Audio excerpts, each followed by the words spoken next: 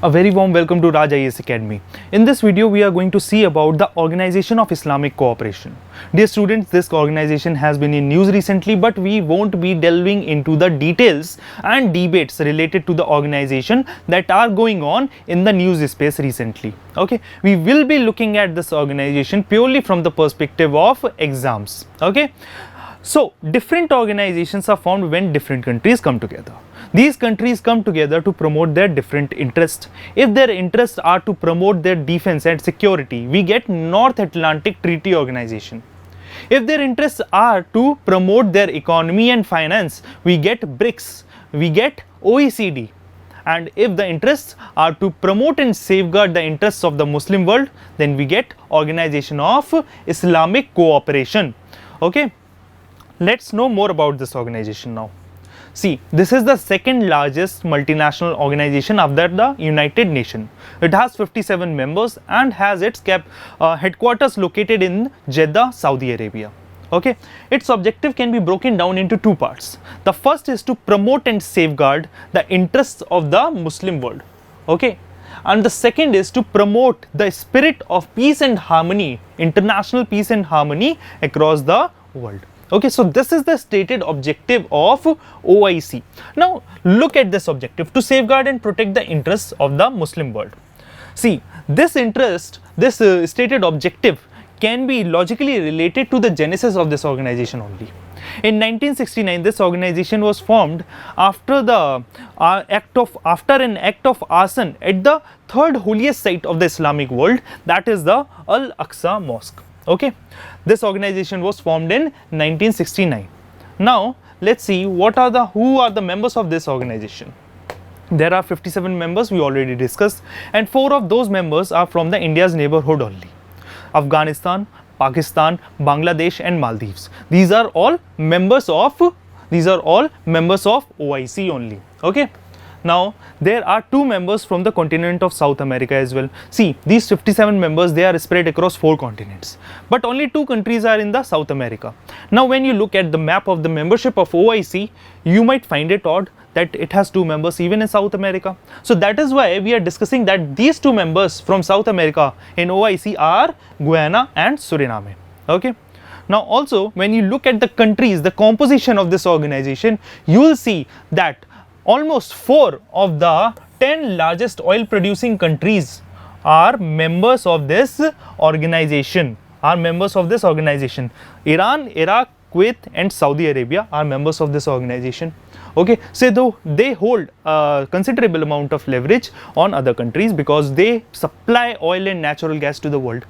Even to India, who imports 85% of its oil and natural gas requirements, these countries are important. And that is why when any issues come up related to OIC, India has to act diplomatically. Okay. Now, we are going to see which organizations form part of observer status at OIC. Okay. We are discussing this because we often discuss odd things that strike us as odd. Okay. Now, if a statement comes in UPSC prelims that non-aligned movement is a observer at OIC, now would you mark that statement correct or wrong? Okay. Now, you would think, why would non-aligned movement be a part of Organization of Islamic Cooperation? But it is. That is why we are discussing that these 5 organizations, that is United Nations, Non-Aligned Movement, African Union, League of Arab States and Economic Cooperation Organization, these are part as observer status in OIC. Okay. Now, we will be looking at what is the relation of India with OIC. Okay. When OIC was formed, India was invited. Why India was invited? India is the second largest Muslim populated country in the world. So, if the organization that is being formed solely on the basis of Muslim interests, then India should be a part of this also. But India is not a part of this, because when India was invited, this invitation was withdrawn in 1969 at the behest of Pakistan. Okay, India-Pakistan rivalry has been going on for decades now, and because of that, that invitation was withdrawn. Okay. And after that, several invitations were sent to India, but India did not join because, first of all, this organization was formed on the basis of a particular religion, and India, being a secular country, did not want to tarnish its secular credentials. The second point is that India was improving its bilateral relations with the members of this country.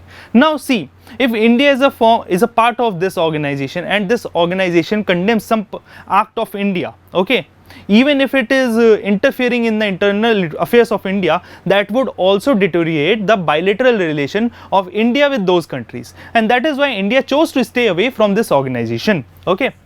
Now you would think, why Pakistan has such a large influence in OIC that the invitation was withdrawn. See, this organization is primarily dominated by Saudi Arabia, but Pakistan is a nuclear power possessing nation, and that is why it also holds some amount of influence in OIC.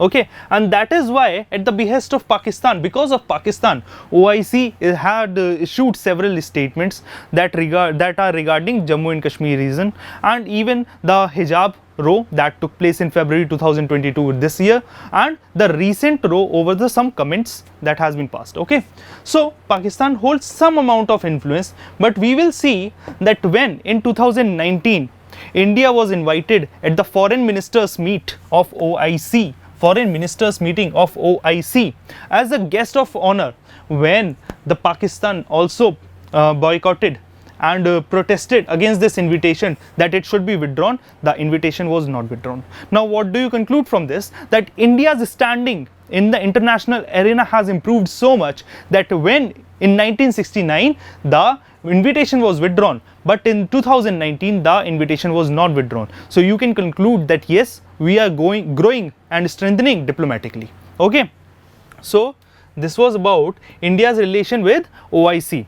Now OIC is also making some comments on the internal affairs of our country, and Ministry of External Affairs are responding accordingly. They are responding accordingly. Now we will be seeing some statements that has been issued by the Ministry of External Affairs.